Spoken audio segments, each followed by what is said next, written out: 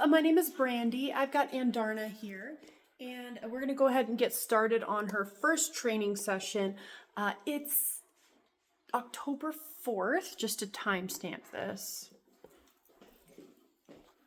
This is my first time working with Andarna. I've seen her around the facility, but I haven't really worked with her. So this is just going to be me at the beginning, kind of figuring it out, building a little bit of rapport with her. I would imagine she's treat motivated, but let's find out. Oh, was it yummy? Oh yeah, you know. Okay. So from my understanding, she needs help with a lot of that, like greeting, puppy stuff, like sit, come, place down, stay. Yes, good. So, one way that you can help with not jumping up, something called automatic sits, and I see that she's kind of already starting to offer it, meaning that I have something in my hand that she really, really wants, but every time I stop, yes, she doesn't jump on me to take it from me. She's sitting to ask for it, which is wonderful. Now, this is not a commanded behavior. This is just me looking at her, but it can get quite difficult maybe if there's toys. Ah, much more motivated for toys. Yes, get it.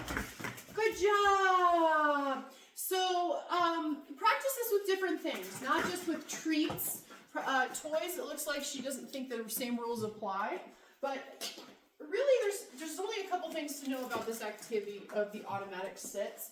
So the first thing is have something she really, really wants in your hand, but if you can see me here, have it like up here. Okay, don't have it down here and wiggle it around. Have it up here. So anything that you have in your hand that's up here is off limits. Now, the invite to play is going to be down here and say, get it, get it, get it, get it, get it, get it, get it, get it, get it. So it's a much different body language. This is play. This is not. Okay, so kind of turn that on, turn it off. I recommend having a couple of toys handy because as you can see, she's really into this toy right now. But if I were to just take that from her, she's going to see my hands as something that just removes resources. I want my hands always to be something that gives. So if I want to give her more practice, okay. Yes, get it. Good job. Good job. Ready, ready, ready, ready, ready, ready, ready, ready, ready. Ready, ready, ready, ready, ready, ready, ready, ready, ready, ready.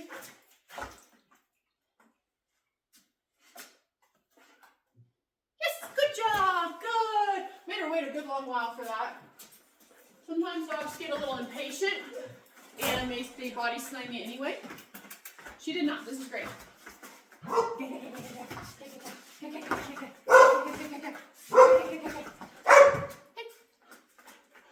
Yes, get it, good job.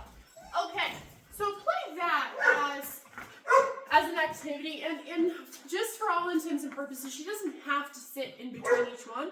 If I wanted her to, I would use the toy and kind of pull that above her head, lure her head up and back, and that would naturally rock her into the sitting position, and I'll demonstrate what that looks like with lots of treats here in a second.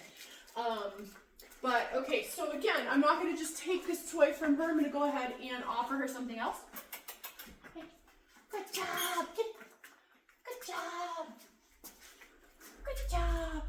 Okay, so now I'm going to go back into more activities that all kind of come together.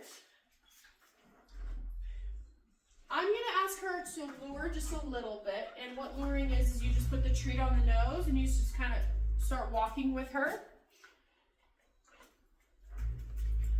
Good job. Was that wind kind of freaking you out? Yeah, it is. Okay, free. So, again, luring, all that is you put the treat to the nose and you can kind of lure their body into any position. So if the treat's right here, and I need her to SIT, then it's up and back. Down is the same way. Yes, good job. Good job. Good job. But we're going to use that luring technique, not for basic obedience today. We're going to use that for loose leash walking. Loose leash walking prep. So this is a fun activity to do around the house. Grab a handful of kibble and you're just going to lure her into this heel position. I like to take a long step back with my left leg and then return to the regular standing position, just like this. And then start walking with her. Good. Now notice the rate of reinforcement is pretty high. So I'm taking a step and I'm treating. I'm taking another step and I'm treating. The activity is not long distances right now, and it's not long duration, so it's very quick between each treat. Okay? Good. Good. And I'm really just teaching her that this treat zone is going to be on my left-hand side. Just imagine a circle right here. Anywhere here is acceptable for this activity, because if she were to be on a leash and it was loose, if she's in this circle, then she's not going to be pulling. Now outside of that circle, it's not a treat zone, so we're just teaching her that, hey, this is where we want you to be right now. And it's okay if she gets a little distracted, because we can take those moments, yes, good, and mark and reward each time she re-engages with us. So eventually they'll start to stick more and more and more next to you because they really, really want these treats. And she's begging for a treat right now, very politely, I might add. But she doesn't know that if she were to just step right here into this circle, I would shape that behavior by giving her a reward. So I'm just going to be a tutor, and I'm going to help her a little bit by taking, again, another step back with my left leg and then returning to the heel position. Traditionally, a heel means the nose on your thigh right here, and they're staring directly up almost into your armpit, right? They're staring at your face. It's very focused. Most pet owners don't need that, okay? What I'm doing today is I'm calling it a heel, but it's really, truly loose leash walking because I'm not being as picky as I would be if I were doing a focused heel. Unless you're doing competition work with her, then I'm not going to bother with that. Which poodles make really awesome competition dogs. Yes, good. Yes, good. Right. Now this activity is kind of fun too, because it gets you used to this leash handling, if you will. Imagine a leash being in my right hand, and it's just drooping this way, and I've got a little treat pouch here, and I could just continue to treat her right here, right? And she's walking pretty well with me right now.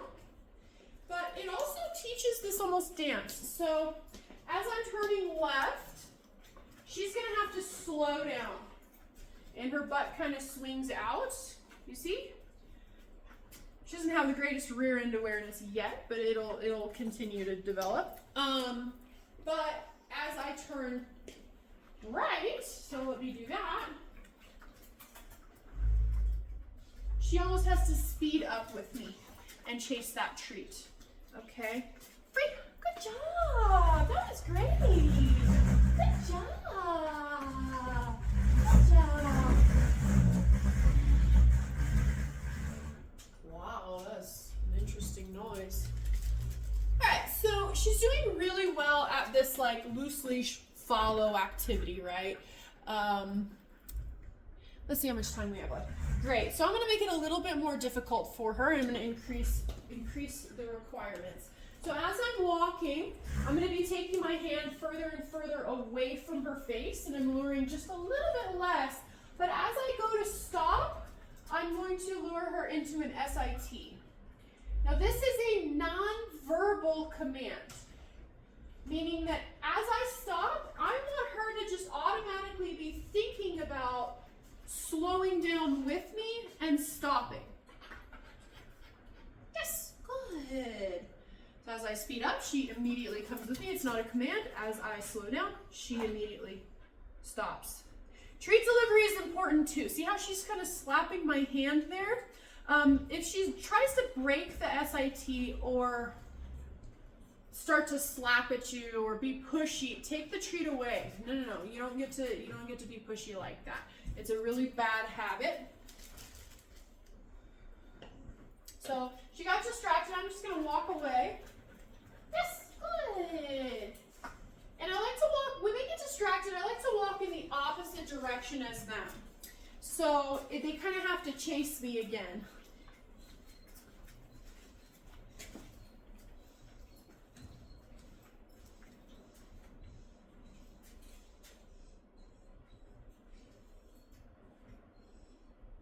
It's okay if she doesn't follow me. She's trying to figure it out. This is a good guess, but it's not quite, and I'm being picky. Yes, good. So I like to ask dogs to use their brain a lot, where it's like, okay, I've come up to you, why aren't you giving me a treat? And then they get frustrated, and then they're like, okay, I'm gonna go back on that left-hand side again. Yes, good. Good job. And again, just kind of intermittently stopping and rocking her back into an SIT as I go. Yes, good. Now you're gonna hear this almost chirp that I'm doing if you've never heard of that before. It's, what I'm saying is yes, but in a high-pitched tone. Yes, good. Kind of emulating one of those little clickers that you see at some trainers use. Free. But essentially what I'm doing is I'm marking the moment she does a behavior that I want. So if I'm rocking her back into an SIT, then it's going to be the moment her butt hits the ground, or I'm very certain that her butt is going to hit the ground. You see that commitment there. You have 1 second to mark that behavior, and then you have, as long as you hold your dog's attention, to pair it with a reward. So eventually I could say sit, her butt hits the ground, I mark that behavior, I walk around the room maybe 2 minutes, come back and I give her a reward. That's down the line. That's like end goal. Hey, I open up the front door, somebody delivered a package, I ask my dog to sit, she sits, I go outside, grab my package, come back inside, close the door, and let her free. Right? So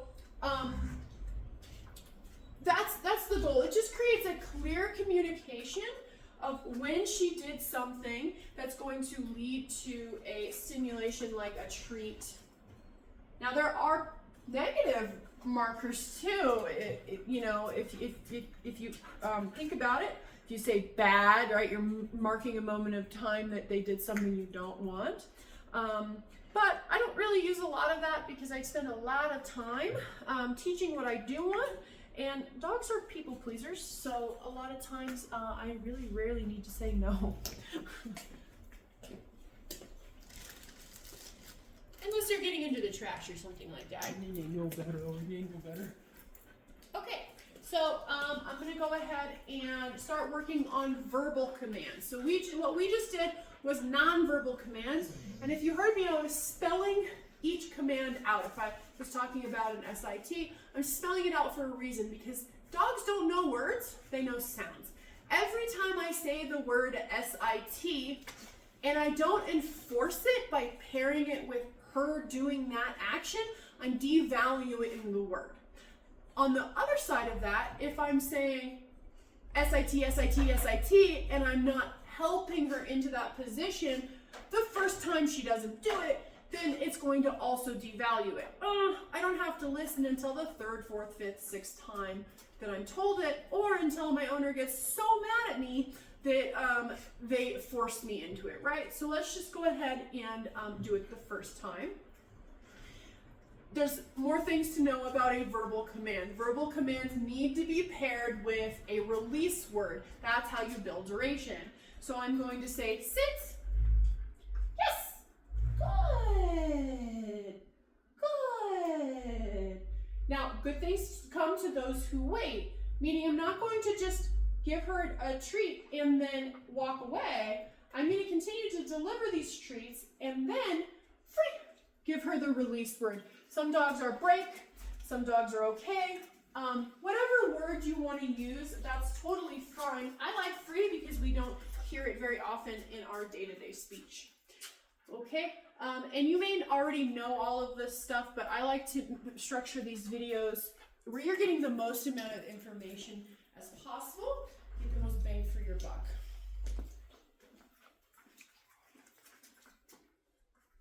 Yes! Again, that was a non-verbal. So as I walk, I don't have to release her. She just comes with me.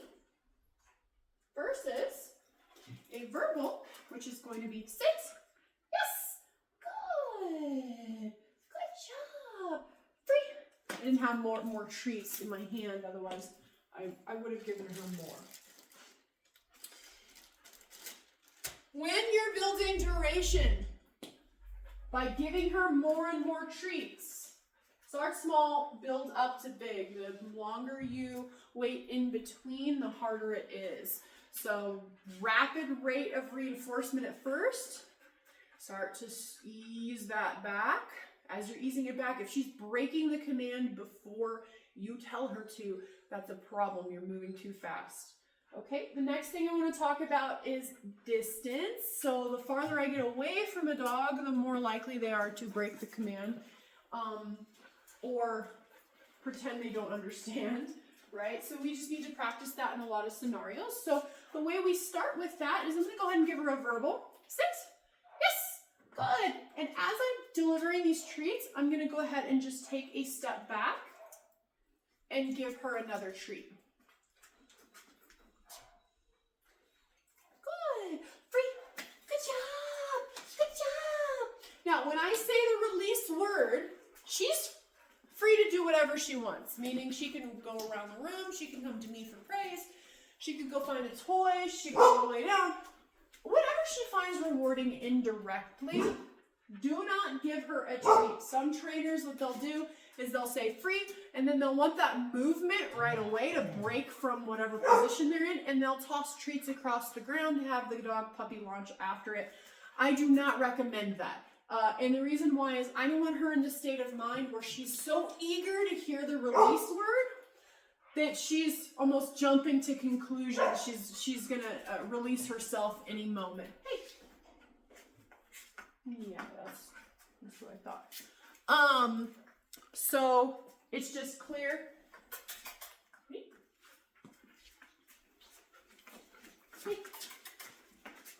Sit. Yes. Good. Good job. Good. Now, if you want her to move and get that clear understanding of like, hey, you're free to roam about the cabin, do whatever you want. One thing you can do is just start walking in random directions too, to encourage that movement. But really, it's okay if she stays in that position. Okay. Sit. Yes. Good.